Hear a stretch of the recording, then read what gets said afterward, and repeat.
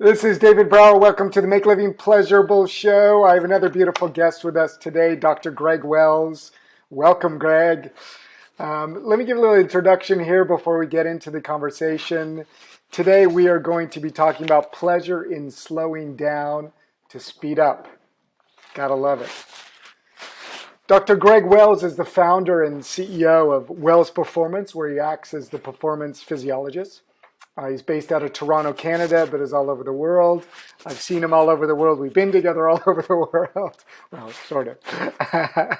And he leads his firm's results in aiming for moonshots, in helping organizations and their people get healthy, perform optimally, and reach their potential.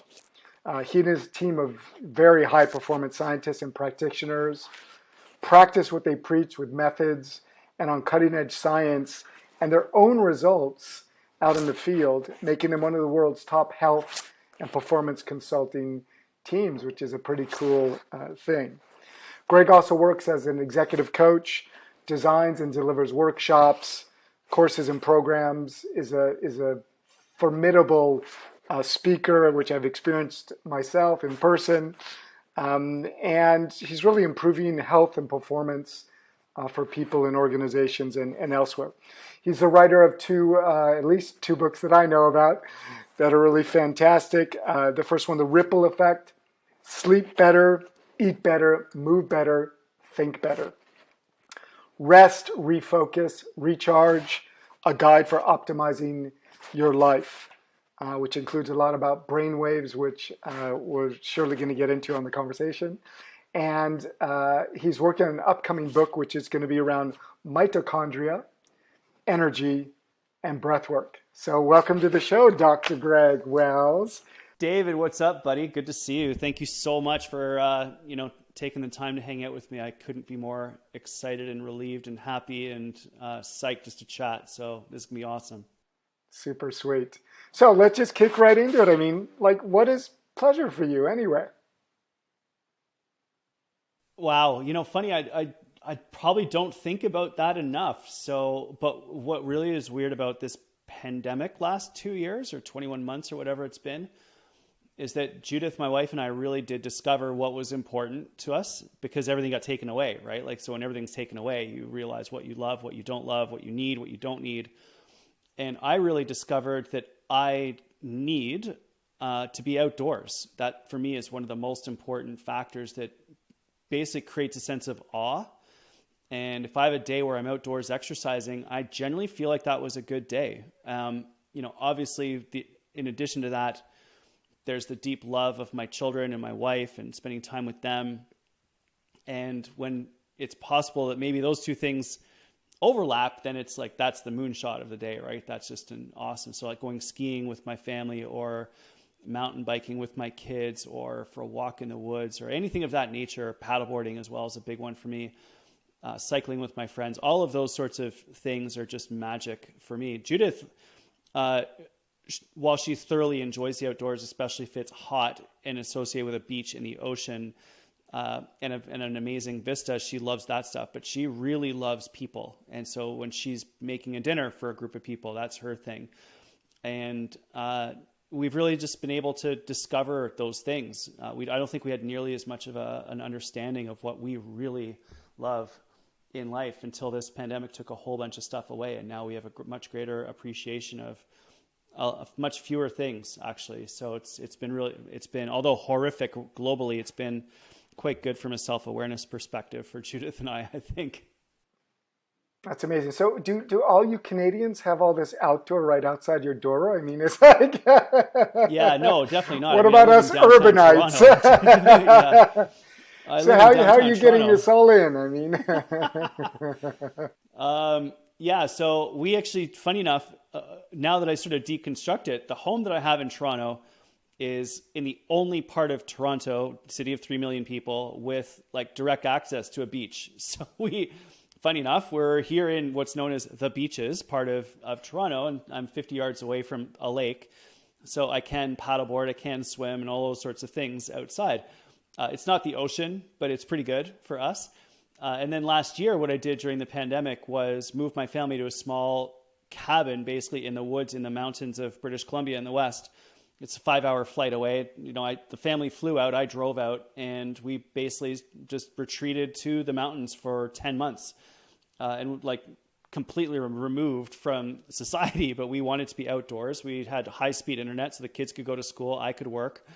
And it was just absolutely magical to be in that sort of a space. So no, not every Canadian has access to it. I fully recognize my privilege and ability to disappear and work remotely, and for my kids to do virtual school, and for Judith to have the time last year, because normally she's a chiropractor, and she,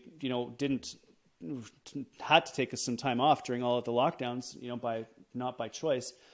So we just had this incredible opportunity that we took advantage of, and through that, just sort of learned a lot about ourselves. And our kids had, I think, a relatively normal life during the last 20 months, which I'm even happier about. So, yeah. Amazing. Yeah, the access to nature like that is quite special in that part of the world for sure. So what is this whole thing about slowing down? I mean, the world is speeding up. What's this slowing down to speed up? Aren't we speeding up to speed up? Yeah, isn't it interesting? Like, when I'm sure everyone can sort of think back to the first few months of the pandemic. Yeah, it was some awful fear and all sorts of other stuff, but because we were all not traveling, probably not commuting to and from work, for some people that meant that you had some time to breathe and spend a bit more time with your family. I also fully recognize that for some people that was not a good thing. If you have an abusive partner, if you're, in a 200, 400 square foot apartment and you're not allowed out, like that, there's obviously lots of problems with that. And the data quite clearly shows an increase of by about 20% in depression and anxiety over the pandemic. So this did take its toll on everyone's mental health. And one of the things I'd love for us to sort of think about moving forwards in order for us to reimagine a better future. I don't want us to go back to normal. That seems to be kind of a low bar to try to strike for or shoot for. If we consider, reimagining the future, if we consider what do we want to construct in our lives, in our world, now that everything's been reset, we can build whatever we want. And of course, we want supply chains back up and running, and we want to be able to travel again, and we want to be able to get together because community is so incredibly powerful. I would challenge everyone listening to think also about how do you want to reconstruct your life, and not necessarily just to be busy, not necessarily just to do a lot, but to do the things that really matter to you, to do the things that bring you joy, to do the things that are associated with your meaning and purpose, whatever that happens to be for you. And the way to make sure that you're going to be able to do that is by slowing down and breathing and stop to smell the flowers, for lack of a better way of describing it, but really leaning into life deliberately, picking and choosing the people, places, and pursuits that you want to engage with. And by being super deliberate about that, by being relentless about eliminating things that don't serve you and your family and your community and your life, that I really think we have an incredible opportunity right now to reimagine the future, construct a life that's different and potentially better. And that whole principle of slowing down in order to speed up will enable us, I think, to do that, because then once you've gotten rid of all of the things that no longer serve you, that are not important to you, that just simply make you busy, then you can redirect your attention and energy towards those areas that are actually important to you. And where your attention goes, energy flows, and many people have used that sort of phrase and that term. But I think that when we direct our energy and attention towards certain things in our lives, that those are the areas that flourish and grow. And that's what I'd love for all of us to be able to do. Yeah, lovely. How do you see this applying to people in the working world? How they can, say no more often, or not, I still am in touch with people who are in work situations where they're working, I think, unreasonable hours, or like, staying up really late on a Sunday night to prepare for the Monday morning, or, these are high performing people, and they're still kind of going at it in off hours. That's the grand challenge of our life, right? Like, I actually don't think work-life balance is possible. And I think that shooting for it often causes more problems than it solves. What I would love for everyone to do is to consider doing an inventory on your life, all the things that you do, all the things that you're involved with, work, family, pursuits, friends, hobbies. And once you have a really good understanding of all of the things that you actually do, and it's probably a lot. If you're listening to this podcast, it's probably a lot. You're probably one of those people that has a lot of stuff going on. And radically prioritize them, relentlessly prioritize them, so that you are have a true understanding of what is actually important to you. Now, your job may be critically important to you. That's totally fine. You want to make money so that you can retire, put your kids through university, have a safe home, put food on the table. We all have to work, and that's important. And some of us choose to work a lot, and some people choose to not work a lot, and that's or as much, and that's totally fine as long as it's your choice.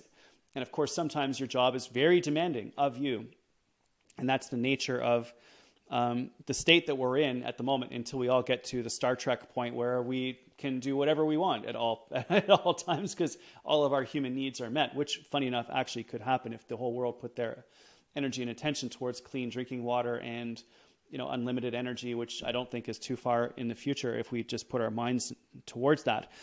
So once we have that inventory of all the things that we are involved in, and we have actually prioritized them so we know what is important to us, then you can begin to decide what do you want to be doing. And some things you absolutely have to do. You got to go to work, got to pay the bills, got to pay your rent, you got to get some food on the table. Like, you have to do that. However, there are probably things that you're involved in doing that you don't have to do. Scrolling through social media at 11 o'clock at night right before you're going to sleep, for example. Spending time with people who don't elevate your life versus going out for an amazing dinner with people that do elevate your life, right? Like, there's all sorts of little tiny nuanced shifts that you can make that over time enable you to cultivate and craft a life where you are spending as much time, effort, energy, attention on the things that matter to you the most, the things that are associated with your meaning, your purpose. And if you don't have a good understanding of what your meaning and purpose is, that's totally fine. Then we're just sampling and exploring the world until we find what it is that we are fascinated by, that we are interested in, that we want to pursue. And then you cultivate your purpose and your passion, and it grows and develops. So that's sort of the pathway that I think people could potentially follow, is get that good solid inventory of what you're doing, get a really clear understanding of what your actual priorities are, and then gradually over time align your attention and energy towards those priorities. No, not your time, but your energy and attention towards those priorities. And ultimately, I think that'll put you in a very, very, very different place. Yeah.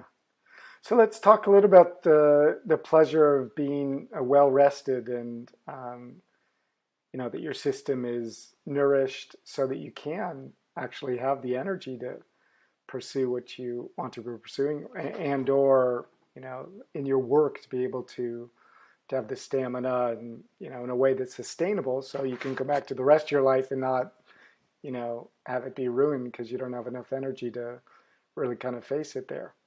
What's really key right now with relationship to rest and sleep as you see it? I think the number one key for us when it comes to rest and sleep is for us to give ourselves permission to get rest and sleep. I think that there's so much pressure on us just to do more and add more to our lives, biohack more into your life, right? And what I would love for people to do is to not only do the things that they love to do at the highest level, whatever that happens to be, painting, loving someone, getting a workout in, build a business, absolutely doesn't matter to me what it is, but we do want to direct massive energy towards and attention towards those things that fuel us, that bring us to life. And in between those moments, go into deep recovery and regeneration. Incredibly healthy food, massage therapy, psychotherapy, perhaps, amazing sleep, yoga, tissue work, whatever it happens to be to heal and regenerate and recover and repair your body and mind. I think that's what we can do sort of on those moments when we do have a moment to recover. And it doesn't need to be a lot, as little as a few breaths or a single breath. The birthday candle breath is a favorite of mine that I've learned from Dr. Robin Hanley Defoe, which is just, and then, take a deep breath in and then just imagine that there's a birthday candle in front of you and you blow it out, right? That one long, slow, relaxing exhale is enough to shift you out of sympathetic and into parasympathetic recovery and regenerate mode. And do that a few times and you can really bring yourself out of that intense stress into a more into a state where you're releasing tension and your energy begins to then climb up.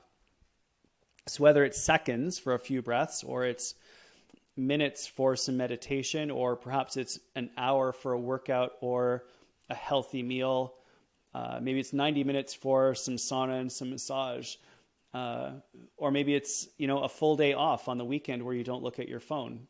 Whatever your time that you have available or that you make available to yourself for recovery and regeneration, I think it's important to give ourselves permission to actually take advantage of that time. Yeah, that seems to be something that's been so difficult, especially with all the digital devices that we hold now, which is a key part of it. You almost can't seem to get away from it. It's like our Linus's blanket that we're constantly holding on to go to. So, do less to achieve more. Would you agree with that? Yeah, that's the title, one of the chapters of the book, Rest, Refocus, Recharge. Good job on that research. And it's counterintuitive, right? Because I think that a lot of us associate doing more with success, when in fact, I think that doing less but doing it exceptionally well is a different approach for many of us that I think will result in exponential returns. This is probably the number one thing I'm working on at the moment, as I really deconstruct the patterns of my life all the way through. I'm very fortunate. I've done really, really well. I'm super happy with so many of the things that I've done.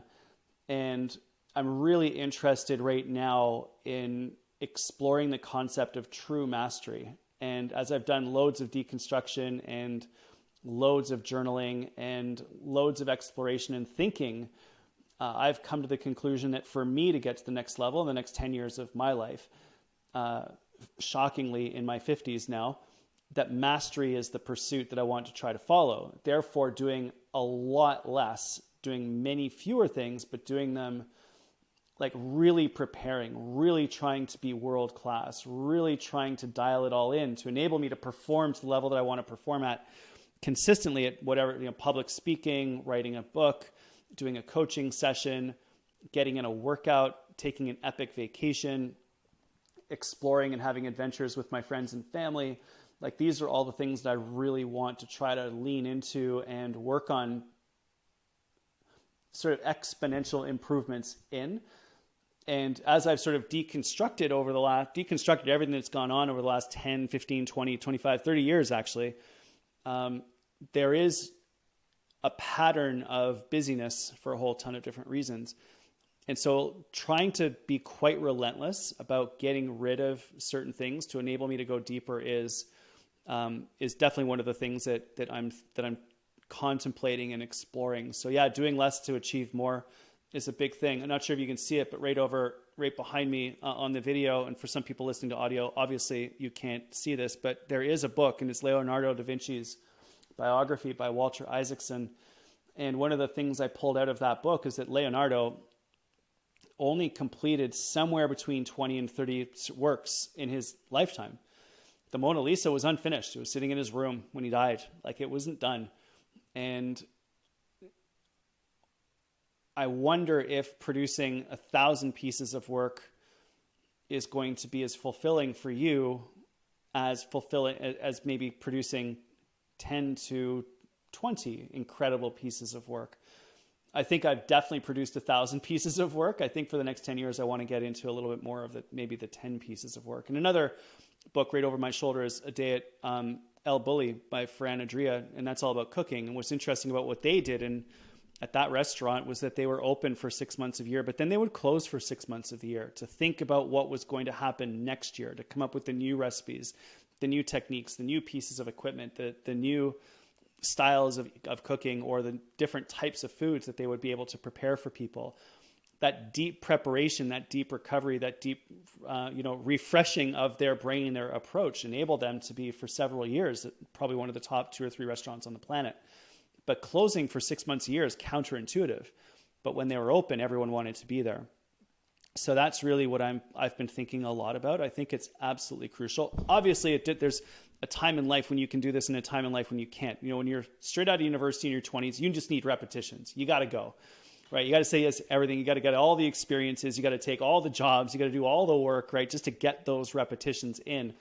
And then as you improve, as you grow, as you gain more experience, then I think it shifts into being more and more and more and more focused. And I think that at this stage of my life right now, dialing in that focus is going to be what I want to focus on that dialing in the focus is what I want to focus on for the next little while. And in order to do that, I got to constantly remind myself, do less to achieve more.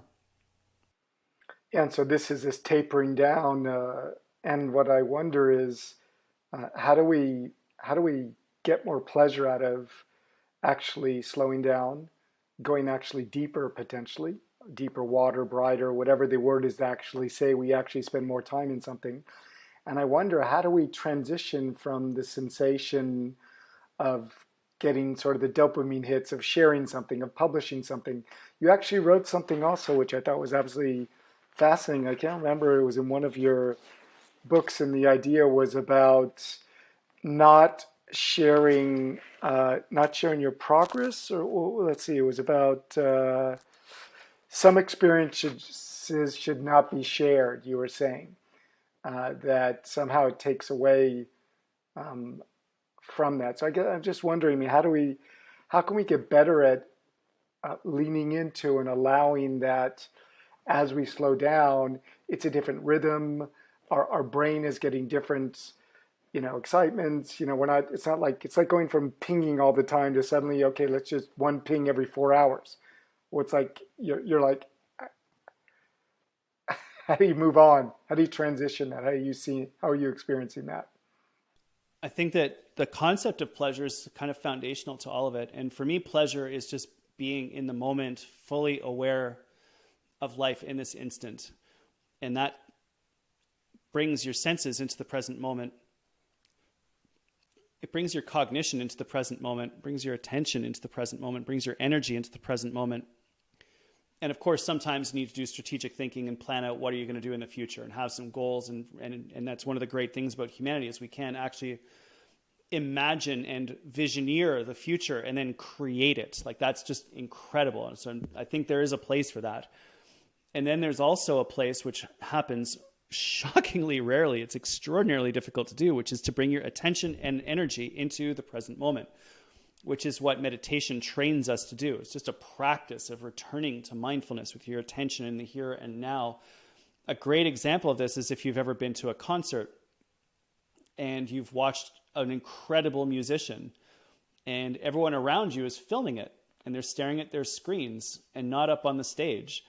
And I rewatched because when I run on the treadmill, I actually watch old concerts because I love listening to music and it's meditative for me, that moving meditation. And I watched a very old U2 concert and I was like, oh my gosh, there's no one, not a single person has a phone in the crowd. It's before cell phones. I forget, whenever that was, before the advent of the iPhone. And you could, I think, see that people were a lot more engaged with what was going on.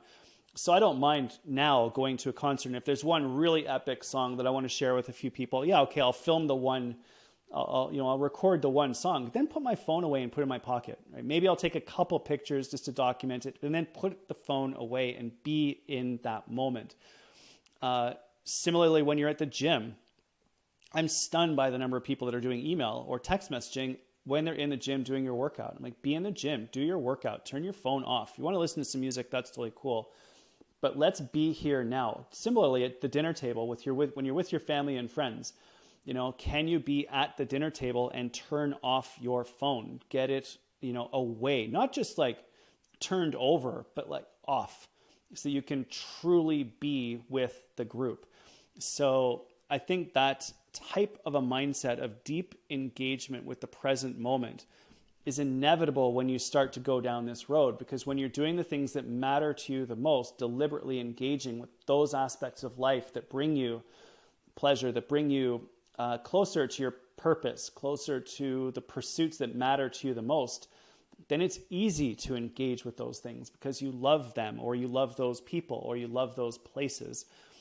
You love that play, sort of the 4 Ps: people, places, pursuits, and play, right? That's just an interesting idea. It's sort of an expansion of what I've learned from other people over the years. So yeah, that's what I think. And that's what I think comes out of it. When you talk about, bringing pleasure to doing less, I think by doing less, you end up doing the things that matter. When you do the things that matter, it's easy to bring your attention and energy to those things in an undistracted way, which is very different from the way the world is operating right now, where our attention is constantly being taken away from us by text messaging, by email, by social media, by these incredible devices, by the way, which I think are fantastic. I love my phone. I love my tablet. I love my smartwatch. I love my computer. They're all important tools that we use to have an impact in the world, or to communicate with people around the planet, or to take our ideas and be creative and turn them into courses for me, right? Courses that can help people around the world, or books that can shape thinking or influence people to be better. But this constant, unrelenting distraction that we have, the addiction to distraction, I think is quite problematic. And it does take a lot of work to try to overcome it, because the devices are incredibly well designed. They're so powerful. They're so good that it's so easy for us to lose ourselves in them. So we really need to be careful about that. No, beautiful stuff. That makes so much sense. It brings up a lot within me in my own life, and I'm sure everyone listening can also relate at some level of the the challenge of the world that we live in at that level. There's certainly at one level or another, everyone is subject to that situation, and if not, it's maybe someone that's directly in your life, right? That is maybe not managing that in such a way. So I want to transition and talk a little bit about brain waves. And part of it was what you just mentioned about the senses, because there's also something that I saw, I believe that was in one of your books, is about somatosensory, or somatosensory, this body sensing, which puts the mind at ease in rhythmic activities and creates changes in the body. Things like dancing, I guess that's kind of movement related. That's sort of the first sense question. Then I have another one. So what is somatosensory, and how can we use this body sensing to put our mind at ease during our daily life? Right. So yeah, if we think about the term psychosomatic, which I think a lot of people might have heard of, but psycho is the mind and the brain, and somatic is the body. So when we think about somatosensory, it's just sensing through the body. You have your eyes that are just an extension of the brain, actually part of your brain that's exposed to the environment. You've got your hearing, which again, gathering data from the environment, from sounds. Taste, obviously, gathering chemical signals from whatever happens to make it into the mouth, the nose. Your sense of smell, gathering data from, again, the chemicals in the air. And then, of course, we have touch, information about what's happening in and around the skin, heat, cold, physical contact, pressure, those sorts of things. Arguably, we then have some other senses and reactions to all of that, your emotions, your thoughts, and those sorts of things. So it's quite complex and quite interesting. And what we have begun to discover is that the state of the body influences the way that the brain works, and of course, vice versa. If you are physically active, for example, regions of the brain associated with learning and attention and concentration and focus increase their activity levels. And so if you exercise right before math class, for example, you improve your performance on mathematics. Similarly, if you do rhythmic, repetitive movements, walk, run, jog, swim, bike, paddle for long enough, you influence the brain in that you help the brain to downshift its activity level from beta brainwave mode, in which electrical cycles of activity can be measured at around 16 to 30 hertz, which is cycles per second. And when you do those rhythmic, repetitive movements, walk, run, jog, swim, bike, paddle for an extended period of time, generally the brain activity will slow down into alpha mode, or perhaps even into theta brainwave mode. And once you're in theta brainwave mode, when the mind is wandering, so you just sort of imagine being out for a long walk, your phone is not with you, you're in a park and you're just sort of strolling, your mind starts to wander. Well, that's theta brainwave mode. And that's when creativity is easily accessed. That's when the eureka moments pop into your head. That's when you put two and two together. That's when you have the possibility of contemplating things in a different way. And so I find it super fascinating that we can help our brains get into different states that enable us to do different things. And a lot of that happens through the way that the body is. So if your body is energized and you're exercising and you're doing 20 seconds of shadow boxing, then of course you can create a state where your concentration and focus is improved. If your body is absolutely still, that is a state where it's easy to learn, to reflect, and to think strategically. If you move your body in a rhythmic, repetitive manner, walk, run, jog, swim, bike, paddle, perhaps even dance, then you enter into this trance-like state. Dance?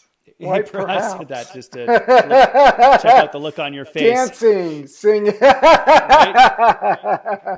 I'm the endurance athlete, right? I'm the swimmer who will just go for 3-4 hours doing the exact same thing over and over and over again, staring at a black line on the bottom of the pool. And I know that you're the one out at Burning Man dancing in front of the massive fires that happen out there. So between the two of us, we got this dialed, I think. Yeah. No, that's fantastic. And it's funny because I so remember through a lot of periods of my life when I would be like studying for an exam or something, you're cramming, and like the last thing you want to go do is like go exercise. You're like, if I learn more, I'll be readier. Instead of somehow saying potentially, if I get my brain into a fluid, creative, alert state, maybe I'll draw more out of myself that way. And there's probably a happy medium and everyone has their own kind of thing. But I just so remember, and even sometimes at work, you're like, no, the break, I don't have time for a break. It's that same thing. It's like, I gotta cram this through. I gotta crush it. I got whatever, all these kinds of words. So I think there's a lot of learning still for us to learn. And even as people manage other people, I think there's a way to help others to better manage themselves if we speak more about these types of things within companies and with each other, within families, and we allow for that to actually kind of happen, for sure. It's really interesting. I do a lot of public speaking, and one of the things I talk about is this idea of rest, refocus, recharge, and the brain states and getting yourself into different zones. And the cool thing about doing public speaking virtually on camera during the pandemic has been that you have access to the chat and you can watch what happens in the chat as you're speaking. So I believe you actually get a lot more feedback now in these virtual sessions than you do when you're live on stage. And you kind of get a sense of the audience and where they're at, but you don't see sort of what people are typing in and thinking as you're speaking. One of the things that comes up every single time I talk about this idea of slowing down to speed up, of slowing down to access learning, slowing down to access creativity and problem solving and agile thinking, is that someone will have the courage to write into the chat, yeah, but this isn't how my company functions. So how am I supposed to do that when the culture is all about hustle? And what happens is that when we know this information, when we want to try to execute it, we run up against the culture of our school, our business, our community, our world, which is still based around hustle, hustle, hustle, go, go, go, busy, busy, busy. And I've been absolutely involved in that throughout a lot of my life. So not like I'm immune to this by any stretch of the imagination. I'm learning how to go in a different direction. And so I would love for people to think about the fact that you don't need to do this all the time. You might be able to sneak in 30 minutes a day. You might be able to sneak in one morning a week. You might be able to sneak in a couple of hours on the weekend. You might be able to sneak in a great vacation where you're actually able to do this for a week or 2 weeks even. In North America, you might sneak in 2 weeks. In Europe, it's a little bit easier, get a little bit longer time away. But whether it's a half-hour walk at lunchtime, whether it's getting up early and doing your journaling, whether it's a little bit of gratitude practice at the end of your day, whether it's a few deep breaths during a quick break in the middle of your day, we're just looking to try to find little moments where we can do things differently, where we can apply these ideas in the world that we exist in right now until the point where gradually more and more and more people go in this direction, which frankly, I think we absolutely have to, because if you look at what's happening in the workplace, and although this hasn't been reflected yet in schools, and it needs to as soon as possible, is that as robotics and artificial intelligence come online, more and more and more disciplines will become automated. And right now, obviously, the easy thing about that is robots in warehouses will go and pick up whatever item it is and bring it to be shipped. And the robots know exactly where everything is. They can go pick it up and bring it over. Or drones doing delivery would be another great example of this. Or cars becoming, and trucks especially, becoming driverless, which is only a matter of time. We're less than 10 years away from that for sure. But then there's also fields like law, where once artificial intelligence systems ingest all of the case law from a certain country, they can analyze your current case and compare it to every case that's ever happened before and provide you with all of that research almost instantaneously, which changes what a lawyer does. In my field of diagnostic imaging, which is what I do research in, I do a lot of MRI research. It turns out computers analyze CAT scans, X-rays, and MRIs a lot faster and a lot more accurately than humans do. That field will change. And it just goes on and on and on and on and on. So humans must adapt. And in order for us to adapt, what we can bring to the table that computers can't yet is creativity, is agile thinking, is problem solving, is innovation, is iteration, amazing stories, incredible experiences, all of those things that you talk about, David. So I think it's never been more important for us to work on this, to give ourselves permission to explore this, because it is the future. And if you're retiring in the next 2 years, don't worry about it. Carry on, do what you do. But for the rest of us, this is super important stuff. Yeah, no, it's fascinating and a little bit scary, that's for sure. And I want to believe that if we use pleasure, if we can really value that, taking a break to go out for a ride, to go dance for 15 minutes as a break, to go swim, to go do some breathing, do some yoga, do something. Go have a conversation with your neighbor, whatever it is, something to actually break, to have yourself a break, so that auto route of fixation in the hustling phase can get a moment just to kind of relax. And things can slip into the subconscious, and suddenly you can find solutions and connections that you never imagined that were actually there. Now, another really fascinating thing I pulled from one of your books here was this idea of that when you get into gamma, so gamma is the highest vibrating, if I can put it that way, level of brain waves, right? We go from delta to theta to alpha to beta to gamma. Is that right? That's correct. And it's also one of the states in which the entire brain is activated at the same time. So it's a high vibration and an extensive activation state. It's fascinating. Carry on. This is cool. So what does that mean though, when the whole brain is that like a good thing? I mean, that must use up a lot of energy, right? I mean, that must be like sucking up fuel. The brain is like... There's this incredible MRI scan that I've found that shows diffusion tensor imaging, which is mapping of all of the networks inside the brain, and how all of those networks are essentially activated when we're in moments of flow, in quote unquote in the zone.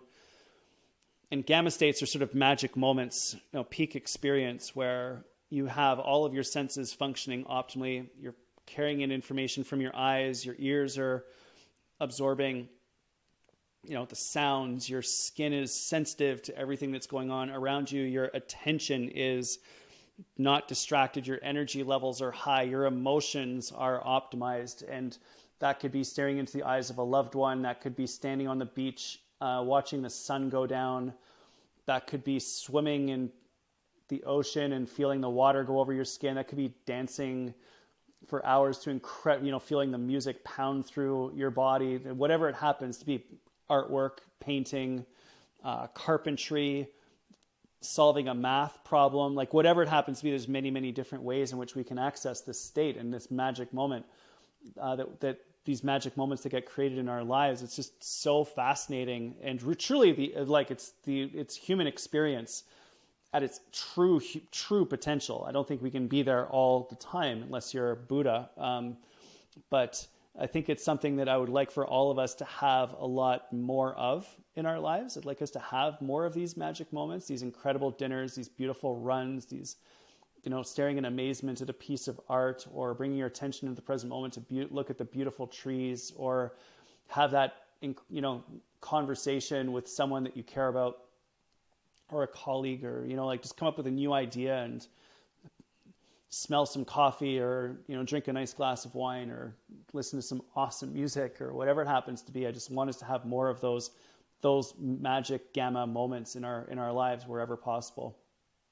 No, who doesn't want that, right? And this is like the sensorial experience, sensorial living, like 1000x here, totally. And what's so fascinating about this is, and you mentioned it there, that what I understand is when you're in the gamma space, there's a binding of the senses. And for me, the way I'm looking at this is, it's a moment where suddenly your presence is so full and enveloping that your brain actually has found a way that everything is operating at the same time. And I think about it, there's a few things, there are many others, but that actually I feel really activate all of your senses. So doing it in a way where actually the activity that you're doing is actually stimulating all of your senses in a very vibrant way. So for example, one for me is cooking. Cooking really uses, to my senses, like all of them. And, making love, having a sort of love moment with somebody can also be something I feel along those lines. And so, yeah, how else can we kind of on a daily basis access that in a useful way? Is it as simple as we were just talking about, where you're just actually, because like I'm not even sure everyone like recognizes when they're like in that moment. Because like for me, then we shift into, you can get there, but do you realize it? Are you savoring and acknowledging it? And savoring is another, I'm going to ask about that in a moment here, but are you actually giving value and meaning to it? So you actually recognize like, wow, like I'm in gamma, like it's happening, like everyone get out of my way. Let me just like keep going here. No, don't cut this off, Yeah, I think the moment that you think about it, it ends, right? So it's kind of like, oh no, there it's gone, right? So and you gotta film yourself or something. yeah, and you're like, oh, what happened? How do I do that again? But I that's watched crazy. my daughter So you downgrade cook. when that happens. When you think about it, it downgrades your vibrations. Yeah, I think it does, right? Because then you're thinking about how you think, and that's fine, but it's different. So, I watch my daughter cook. She loves to cook. She's only 11, but she'll cook for an hour. It's amazing. She's quite meditative when she does it. She gets into a trance almost. It's incredible to watch. For me, it's usually paddling. So I love to paddleboard. So if I'm out on the lake or the ocean and I'm in a rhythmic, repetitive, light hitting the waves, and you can see it sort of looks like gold on the water. That to me, smell of the ocean, fish that you see jump out, hopefully not sharks, although that has happened. Those sorts of truly immersive experiences are what you specialize in, right? That's your world. That's what you cultivate and craft. And there's so many different ways to do that, but there's some prerequisites. One of the prerequisites is more energy, less tension. So when you're tense, it's not going to happen. When you're energized, it will. Therefore, being as non-judgmental as possible is important, because when we judge, we tense up and then we fall out of it. So, more energy, less tension, less judgment. Doing something in and around meaning and purpose, what you love to do, makes it super interesting. It's hard to be in the zone doing something you hate, right? For me, I don't love doing admin. I don't love going through and doing bookkeeping. Not my unique ability. Could be someone else's. It's not mine. And that's totally okay. Everyone's totally different. So the more time you spend on your meaning, what is meaningful to you, the more likely it is that you will experience magic in those moments. And then the final piece of the puzzle really revolves around the state that you're in, which is usually love, compassion, gratitude, empathy. And so when we're in that state of love, that state of compassion, that state of gratitude, it's, again, easy to get into gamma. When you're angry, when you're stressed, when you're nervous, when you're tense, when you're frustrated, when you're in any of those negative states, it's essentially impossible. And so it is possible for us to deliberately cultivate the ability to do this more often and to create the conditions where it happens more often. And it largely revolves around energy, attention, meaning, purpose, love, compassion, gratitude.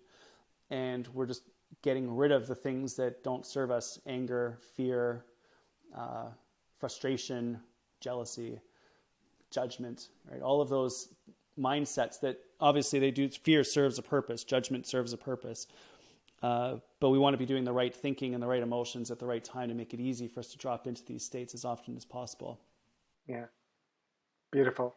So one other question here, and I want to ask you to share a little bit about where we can connect with you and what else you're up to these days. So I have the feeling that the next frontier of studying in science is going to go from awe, AWE, which suddenly some years ago became something actually that was started to be studied quite a bit, and the connection between how it affects your brain waves and your emotions, all these kinds of things. So now there's sort of a body of work, right, that's starting to happen like that. And I'm under the impression that the next wave is going to be around savoring, which some have seemed to suggest, at least for the moment, that savoring sort of is considered this appreciation and valuation and satiation and enjoyment and pleasure that is kind of related when you've kind of taken care of some of the other kinds of things that are not so useful or not so great. And so it's like for you to get to a place of savoring, you need to have kind of taken care of some other layers of things that you're going through. I'm not so sure that's necessarily true. It depends how you define that, et cetera. But I'm just curious, and surely we'd have to define what savoring is and all of this, but do you sense that there's something around that that's coming, this ability for us to be able to draw more juice out of the orange, like we've gone through this whole period here, like, looking your kid in the eyes, eating a meal, going on a simple bike ride you've done it 50 times, but suddenly you're like there going like, how lucky am I? How amazing is this? Like, instead of like you're suffering there, you suddenly shift into the pleasure and the gratitude and the appreciation for what's around you, and you lean into that savoring. It's everything, isn't it? Right? Like, and I love the idea of awe. I love moments of awe. I had a lot of them this year. I remember being up on top of a mountain skiing with my daughter, and we were up above the clouds. There's no one else around. I'm watching my 10-year-old at the top of this mountain look out over the clouds. You can see the other peaks off in the distance, right? And I can tell that for her, this is a moment of awe. It was for me too. It's just like, oh my God, look at this, right? Enhanced by the fact that a loved one was sharing this moment. And then when it comes to savoring, I think about reading a story to my son who's 6. No, he's 7 today, actually. His birthday was yesterday. And, lying in bed, reading a story with him and savoring that moment, knowing it's not going to last for much longer. So really bringing your attention into the present moment and appreciating listening to him breathe and, appreciating him giggling in the story.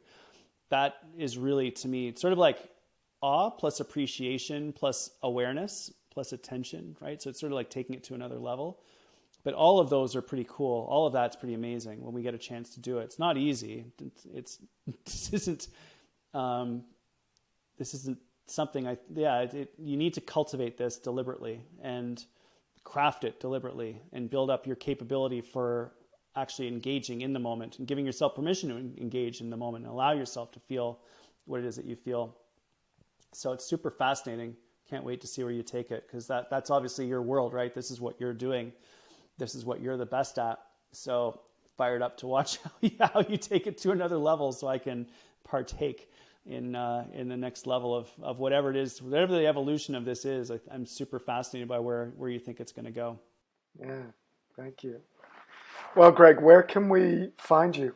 And if there's anything else you want to share about what you're up to right now, I know you have a book coming out soon, but tell us what you would like to tell us. Yeah, right now digging deep into a new book called Powerhouse. It's all about mitochondria and breath work and energy. So I'm a physiologist. I've studied mitochondria my whole life, so it's sort of returning to my roots a little bit, which is kind of fun. If you want to get in touch with me, everything's at drgregwells.com. That's where my podcast lives. My books live there. Blog is there. All social media are there. And flip me a note. Just mention that you were on David's podcast. I'll be sure to get back to you. And that's where we're at. So right now, just sort of trying to be a good dad, trying to write a new book, speaking all over the world. Things are starting to open up again. Got on my first airplane in 20 months recently. So maybe I'll even see someone in the audience at a live event soon. Awesomeness. And we'll put some links down to reach you, etc. also. So traditionally, I finish off the show here by letting my guest actually close the show and to share whatever else you'd like to kind of get across to us about, pleasure and slowing down to speed up. What's really the message you want us to really take home, really to heart, and to put into our lives?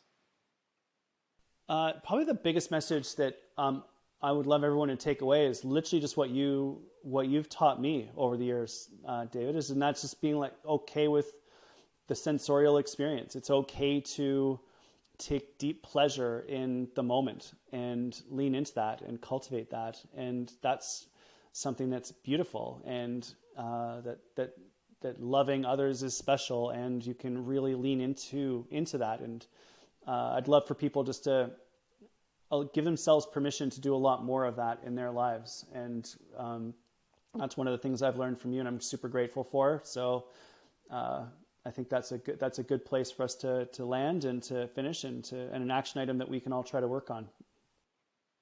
Yeah, beautiful. Well, thanks everyone for joining us on the Make Living Pleasurable Show here with Dr. Greg Wells. We'll see you on the next episode, and until then, have a pleasurable life.